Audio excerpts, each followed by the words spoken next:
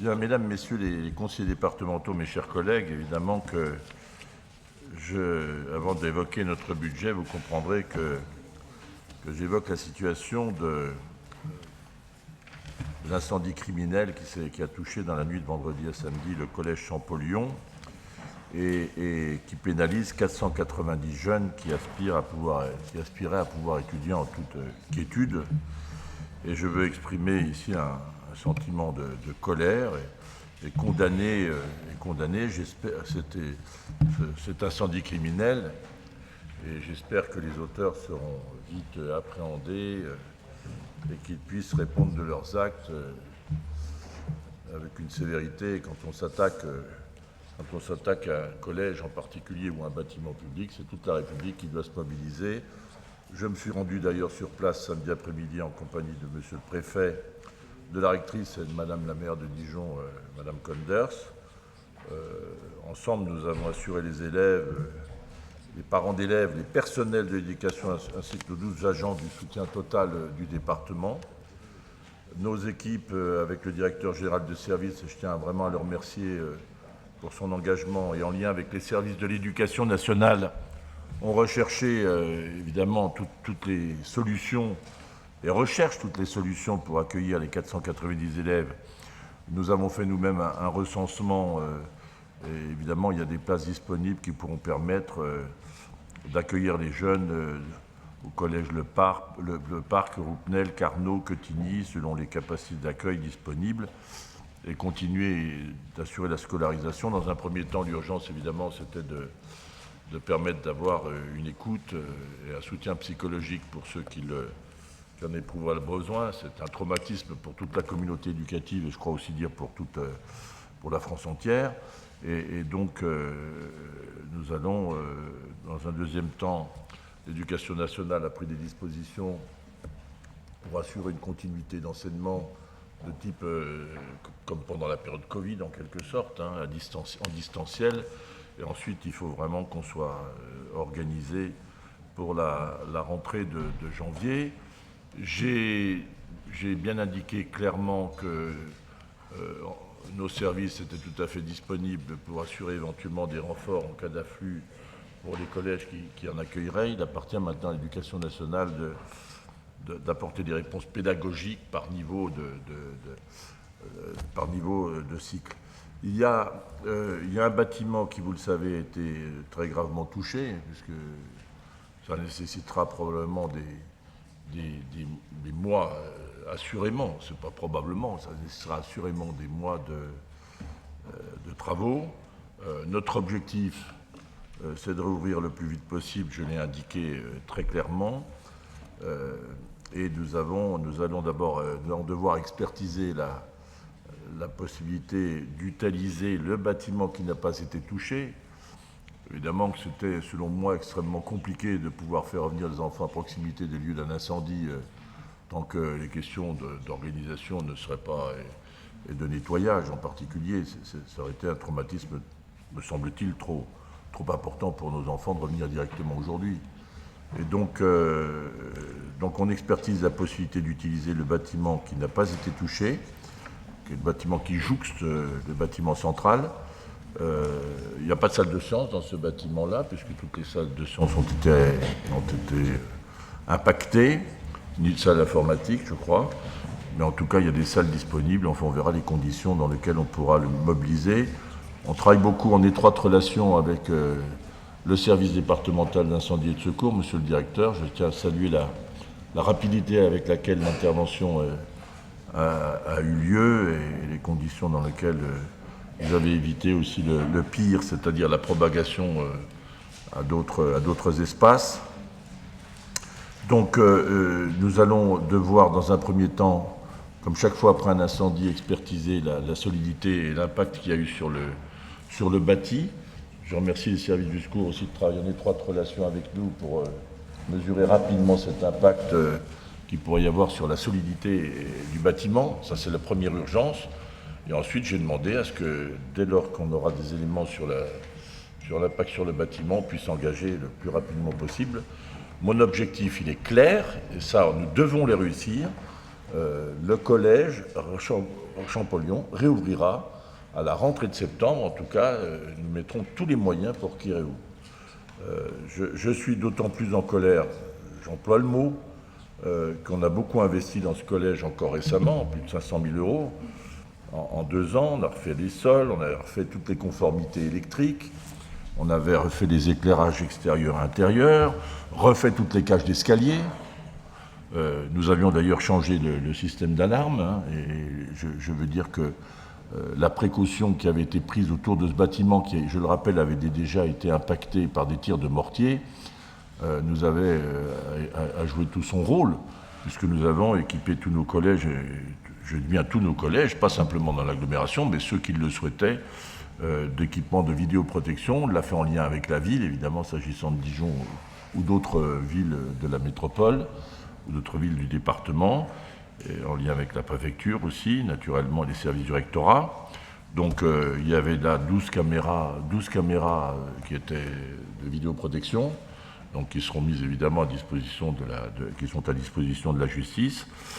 Et puis nous avons également un système d'alarme qui a parfaitement fonctionné, envoyant des alertes à la secrétaire générale du collège, et puis parallèlement des personnes qui ont vu cet incendie ont contacté rapidement les services de police et les services de police. Bien. Donc, il appartient maintenant à la police judiciaire, notamment, de mener cette enquête. J'espère qu'elle aboutira rapidement. En tout cas, il y a évidemment des mesures qui sont liées, cet incendie est lié au narcotrafic. Et donc, vraiment, ce combat contre ce drame, ce cancer du narcotrafic doit être conduit avec la fermeté, la résolution. C'est un sujet de société, hein, c'est pas simplement c'est un sujet qui doit aussi impliquer les consommateurs, parce que s'il y a de tels enjeux financiers autour de tout ça, c'est qu'il y a des consommateurs également. Hein, et c'est donc un problème de société devant lequel nous sommes placés. Et donc je remercie les forces de l'ordre, nos pompiers qui sont intervenus, je l'ai déjà dit. Je veux rappeler que la sécurisation de nos collèges est une priorité, que nous avons beaucoup investi ces dernières années. Je rappelle que nous avons investi près de 2 millions d'euros pour la sécurisation de nos collèges, aussi bien les systèmes anti-intrusion, je l'ai dit, le renforcement des clôtures, la mise en place de contrôle à l'entrée pour ceux qui le souhaitaient, c'est que la mise en place d'un réseau, je l'ai déjà dit, de caméras de vidéosurveillance. En tout cas, je vais l'exprimer aussi simplement que ça, c'est que je n'ai pas l'intention de céder devant ces actes criminels et d'intimidation. Et je le redis devant vous tous, ce collège sera reconstruit dans les plus brefs délais. Et je remercie vous tous de votre engagement et des messages que vous avez témoignés ou adressés d'indignation, de colère et de solidarité avec les forces de l'ordre et le préfet. Alors évidemment, vous le savez, nous allons avoir la visite de 2 ministres qui viennent sur place. Ça a suscité une profonde émotion dans le pays et dans le département. Donc je suspendrai la séance à 10h40 pour permettre à tous ceux qui doivent s'y rendre, je pense notamment à Madame la maire également de Dijon. Donc je suspendrai à 10h40 et puis on reprendra la séance à 14h. Voilà, en tout cas, je veux redire toute ma solidarité aux parents, mes pensées pour les jeunes, les forces de l'ordre, les pompiers, en espérant que l'ordre revienne, pas simplement qu'à Dijon, mais partout en France où on observe cette montée du narcotrafic. Et c'est un combat que nous devons conduire tous ensemble. Voilà, pour en revenir à l'ordre du jour, alors nous ouvrons cette session consacrée à l'examen du budget 2026 de notre département. Bon, on est tous dans la même période d'incertitude, on ne sait pas si la France aura un budget au soir du 23 décembre. Personne ne le sait à ce jour. La date limite donc était fixée fin de l'année, avant les fêtes de fin d'année, puisqu'elle est réglementaire. Pour autant, je n'ai pas souhaité qu'on reporte l'examen de notre budget. Alors évidemment que c'est un peu compliqué comme exercice. On a intégré les éléments, notamment la contribution éventuelle à ce fameux DILICO, vous savez, le dispositif de lissage des dépenses, qui est donc une façon de nous faire participer à la résorption du déficit de l'État dont nous ne nous sentons absolument pas responsables. Et puis on ne sait pas du tout à quelle hauteur sera si le gel sera effectué, quelle sera la nature de ce gel. Mais si j'en juge par un retour au budget initial, on risque d'avoir encore de nouvelles contraintes. En tout cas, notre priorité, c'est d'avoir un budget pour les Côtes d'Orient demain, et donc pas simplement un budget pour les Côtes d'Orient, mais pour nos associations, pour nos entreprises, pour nos communes et pour tous les plus fragiles de notre département. Alors vous connaissez tous la situation, je ne vais pas y revenir très longuement. On est confronté à une explosion des dépenses, notamment sociales. Je vais vous rappeler ce chiffre parce qu'il faut bien que vous l'ayez tous présent à l'esprit. C'est qu'en Côte d'Or, nos dépenses sociales ont augmenté de près de 100 millions d'euros en 10 ans. 100 millions d'euros en 10 ans. Elles sont passées de 270 en 2016, et elles passeront à 367 millions d'euros en 2026. 100 millions en 10 ans. Ça pose un vrai problème de soutenabilité de notre dépense, surtout que vous le voyez bien, nous ne sommes pas compensés, y compris pour les prestations dont nous fixons, c'est-à-dire le RSA, l'APA, la PCH, dont on ne fixe ni le montant, ni les contours, ni les bénéficiaires. Et nous avons regardé ce qui s'est passé simplement sur nos dépenses de RSA. En un an, on a eu plus de 1000 personnes qui sont arrivées qui sont bénéficiaires, 1000 bénéficiaires de plus. Et ça correspond immédiatement pour nous en prestation à 6 millions d'euros de dépenses supplémentaires. 6 millions d'euros de dépenses supplémentaires. Et je veux le préciser et le redire devant vous tous, ce n'est pas lié aux problématiques d'insertion, c'est lié à l'entrée de nouveaux bénéficiaires dans le dispositif, c'est-à-dire des personnes qui étaient auto-entrepreneurs. On a une rétraction de l'économie ici, et tous ceux qui se retrouvent en difficulté redeviennent bénéficiaires, c'est-à-dire qu'ils avaient des droits ouverts, mais sans être bénéficiaires, qu'aujourd'hui, ils rentrent dans le dispositif, et donc nous avons 6 millions de plus en un an, 6 millions à trouver, compensés à seulement 50%, c'est-à-dire 3 millions d'euros pour ce qui nous concerne la charge du département. Donc c'est la même chose pour la prestation compensatoire du handicap qui a augmenté de manière vertigineuse. Ce sera bientôt le premier poste de dépenses sociales. La prise en compte du handicap dans le département a rejoint la charge pratiquement que nous avons pour les personnes âgées. C'est-à-dire c'est de l'ordre de 100 millions d'euros. Le transport des élèves handicapés, pour bien que chacun mesure l'évolution de cette dépense, il est passé de 2,40 millions d'euros, un peu plus de 2 millions d'euros en 2019, il est à 4,5 millions d'euros aujourd'hui. 4,5 millions d'euros, qui est à notre charge. Je ne parle pas du vieillissement de la population et de la protection de l'enfance, où nous nous sentons bien seuls avec nos professionnels pour assurer cette mission lancinante face à des situations de plus en plus complexes liées au fait que la violence juvénile, elle traverse toute notre société. Évidemment, elle concerne les jeunes qui nous sont confiés, et puis les problématiques de santé mentale, psychiatrique, pour lesquelles nous n'avons pas la réponse médicale des services de l'État, je le dis très simplement. Donc, je veux vraiment ici rendre hommage à tous nos agents dans l'exercice de leur mission. Je ne dis pas, je le répète devant vous tous, que les décisions que nous impose l'État sont illégitimes. Je veux simplement dire qu'elles ne sont pas finançables ni financées, tout simplement. Et donc, il faudra prioriser.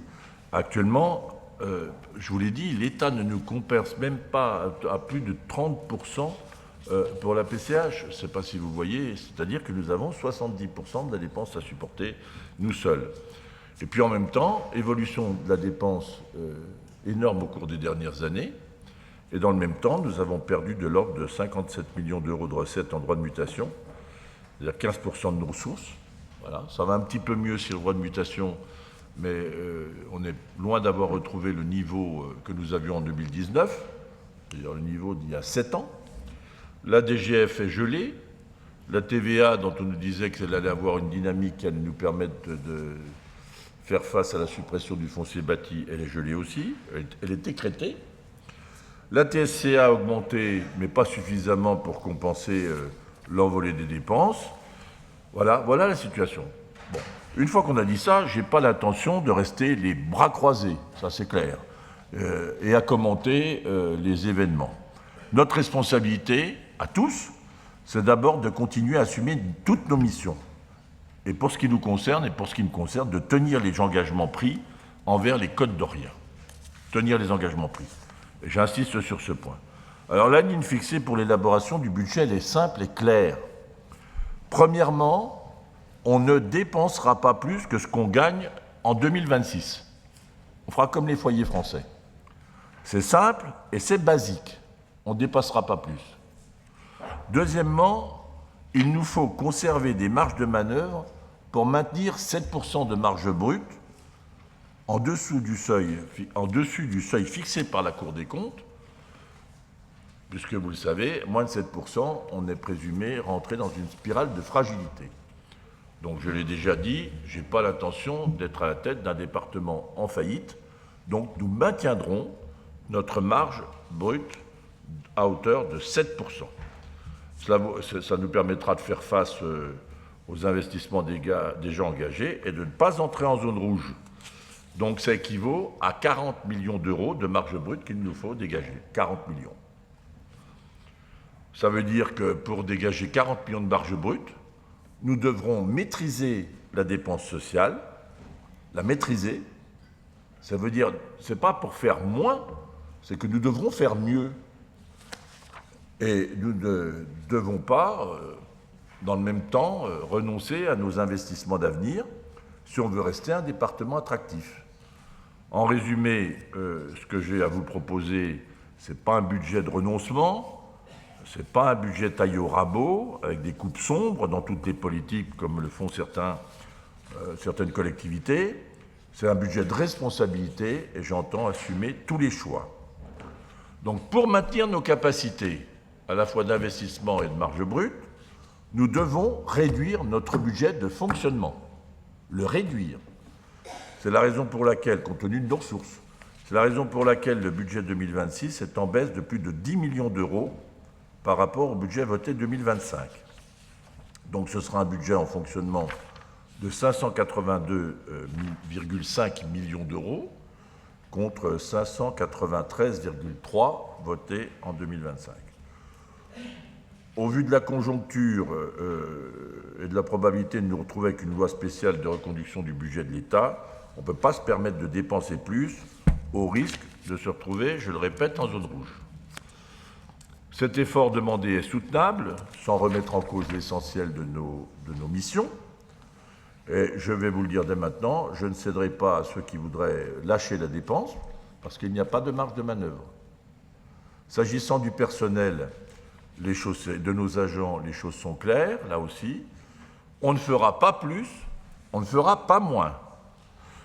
Donc, pour trouver les économies, nous allons poursuivre notre réorganisation interne. D'abord, la réorganisation spatiale de nos services centraux sur Dijon et sur l'agglomération dijonnaise avec le bâtiment Osmose qui sera achevé l'an prochain. C'est un bâtiment de haute performance énergétique qui va nous permettre d'accueillir 400 agents. Les premiers arriveront à l'automne 2026. Une réorganisation qui va nous permettre de nous séparer de plusieurs bâtiments, Jean Bouet, Gannereau, l'ancien local de la Dosphère rue du Château, Garibaldi, quelques terrains à Beaune que nous avons, et pour un total de estimé de 12,7 millions d'euros. Nous aurons aussi des économies de loyer, puisque cette réorganisation va nous permettre de mettre un terme à des loyers que nous avions. Ce n'est pas anecdotique, hein, c'est de l'ordre de 400 000 euros par an. Nous avons aussi beaucoup investi dans la maîtrise de nos énergies et la consommation des fluides. Je pense notamment au travail aussi de lutte contre les fuites dans nos collèges en utilisant l'intelligence artificielle. Et j'ai fixé, je le redis à nos agents et dans le cadre d'un dialogue social que je souhaite construit et constructif, j'ai fixé 2 lignes rouges à cette réorganisation. La première, c'est notre présence territoriale. Elle sera maintenue en ville comme à la campagne.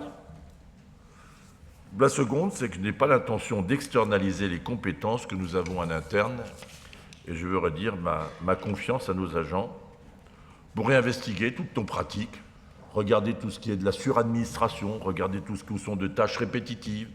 Il y a 10 ans, nos métiers étaient différents de ce qu'ils sont. Ils seront différents dans 10 ans. Il faut qu'on se prépare à cette situation en utilisant tous les moyens qui nous sont permis par l'IA, etc. Et donc, mettre en mouvement, mais je vous le dis, nous avons les compétences en interne pour faire face à ce défi. Donc, on ne fermera aucun collège, je l'ai dit. On ne fermera aucun centre routier, je l'ai dit. On ne fermera aucun espace Solidarité Côte d'Or ou centre de secours, je l'ai dit. C'est la ligne qui a été fixée pour le service départemental d'incendie et de secours, cher Hubert Poulot, parce que j'ai une conviction profonde, c'est tout ce qu'on ferme aujourd'hui, ça ne rouvrira jamais. Ça ne rouvrira jamais. Et c'est un acte de confiance que je fais là en vous affirmant qu'on ne ferme pas. C'est un acte de confiance d'abord en nos agents, c'est un acte de confiance dans l'avenir du monde rural. Parce que je suis persuadé que malgré les difficultés, il y a une aspiration profonde à la qualité de vie qui ne disparaîtra pas. Et donc il faut qu'on continue d'investir à la ville comme à la campagne. Et d'ailleurs, pour bien marquer cette confiance, et le fait qu'il n'y a pas d'agents oubliés, si je puis dire, j'ai prévu de vous proposer dans cette séance un plan d'investissement dans nos structures territoriales, c'est-à-dire de remise à niveau de tous nos bâtiments inscrits sur le territoire. C'est un acte de confiance là aussi. Et donc ce sera un plan doté d'une enveloppe de 10 millions d'euros. Donc c'est un acte de confiance dans l'avenir. Parallèlement, nous avons engagé, je n'y renoncerai pas, le département dans un nouveau RIFSEP qui va permettre de mieux reconnaître la prise de responsabilité et de renforcer l'attractivité de notre collectivité. Ce n'est pas une séance de rattrapage du point d'indice. Le RIFSEP, ce n'est pas une séance de rattrapage. Il appartient d'avoir un dialogue national sur les points d'indice. C'est simplement de permettre à ceux qui exercent des fonctions, je pense notamment dans nos cantines, à ceux qui sont les chefs ou à d'autres, et le dialogue se poursuit de manière équilibrée. Et en tout cas, on ne renoncera pas à ce que, voilà, on donne confiance aussi à nos agents lorsqu'ils exercent des responsabilités, que cette responsabilité, elle est reconnue. Comme à tous ceux d'ailleurs qui exercent leur responsabilité individuelle. Enfin, il faut continuer de se préparer à la révolution du numérique et de l'intelligence artificielle que nous vivons. Et voilà, donc là-dessus aussi, on va continuer à investir. Alors, s'agissant du champ social, bon, je le dis, ce qui doit être privilégié, c'est la personnalisation de la réponse.